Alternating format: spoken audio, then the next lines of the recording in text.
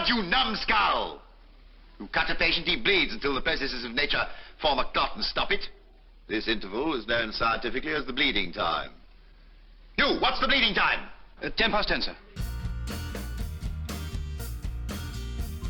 Okay, so welcome along to yet another Film Talk, and I'm delighted to say we're joined online by the wonderful Maurice Bright, who's going to introduce us not to just another great film for 100 greatest films of all time, at least the 100 greatest in our opinion, but a film genre, a film franchise that has become absolutely synonymous with one of the biggest stars of British film and one of the biggest producers of British film. Maurice, what have you got for us today? Well, it's the Doctor film series. And for those people who may not remember the Doctor film series, these were a series of 7 films made between 1954 and 1970.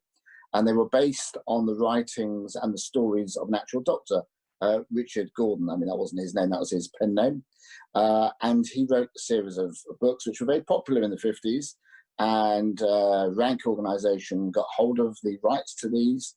And they chose Betty Box and Rafe Thomas to produce and direct them. Now, Betty Box was one of the country's first women producers. And in fact, she got the OBE in 1958.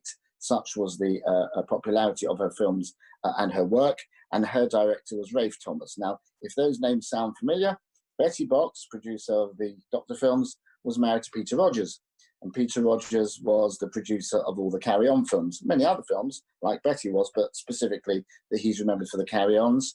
And Rafe Thomas, who was the director for Betty Box, his brother was Gerald Thomas, and Gerald Thomas ended up as the director for Peter Rogers' film. So it was quite a family incestuous type of thing, but it worked very well. And Betty started making these films in the early 1950s. Unlike the Carry On films, they weren't made in black and white, and they weren't made as cheaply as the Carry On films. They had to be made inexpensively because at the time, the Rank Organisation was going through a hell of a financial crisis, and they imposed in the early 50s a budget restraint of £150,000 on any film. It's about £3 million in today's money. You couldn't spend more than that. And that lent itself quite well to comedy films because they didn't need as many action scenes and as many location scenes and going abroad and so on as perhaps some of the bigger budget films. So Betty got involved in making them, and it was 1954, the first one. And she got Dirk Bogarde to star with her. As the lead actor, because Dirk had been doing very well, but he'd been dipping in and out of different genres, and she kind of thought that this very pretty boy would look good as a trainee doctor and would appeal to the viewing masses, and got a little group of them together. She got Dirk Bogarde, Muriel Pavlov, who was a very distinguished actress and only died recently. She was well into her 90s.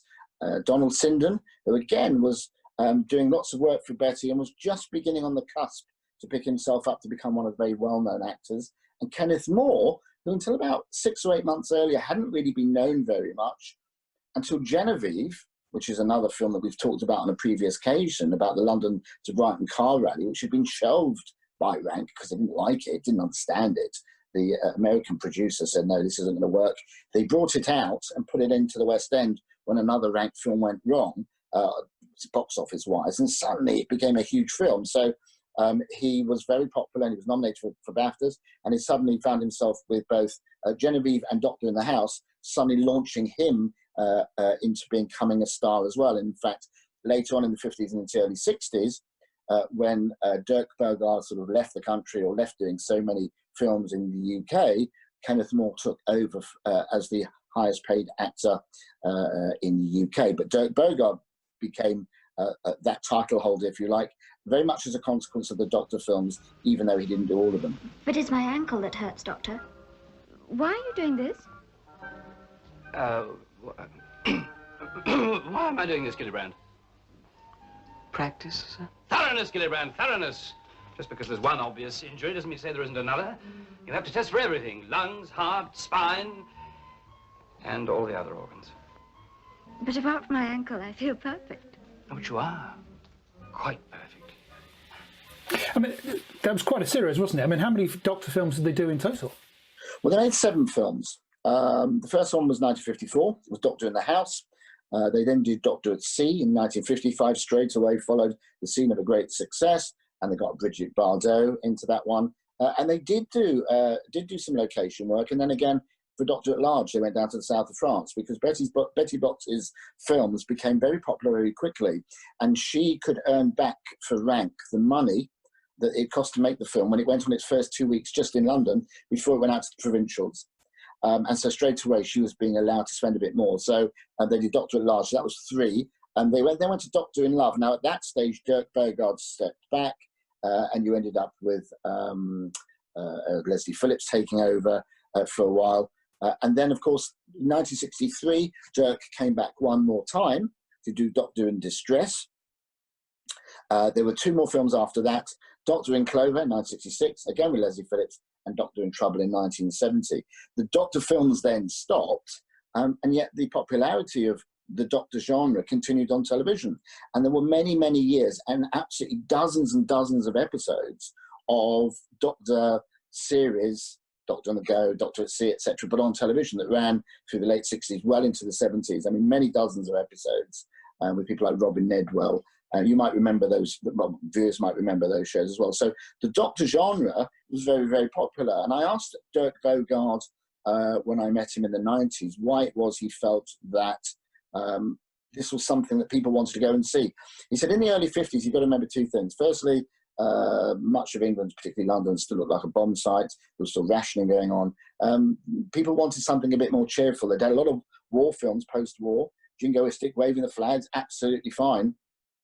They wanted something a bit more cheerful. He said, and also he said, hospitals were something that people always feared. People would go in for operations and not always come out. I said, this somehow opened the doors, if you like, on hospitals and saw that whilst it could be places of a bit of terror, if you like, they could also be great fun and people cared a great deal too. And it really did a lot for the good name of nursing. It was the early days of the NHS, don't forget, from 1948. So he was very gratified that they performed in that way, and he was very pleased with the early reaction to them.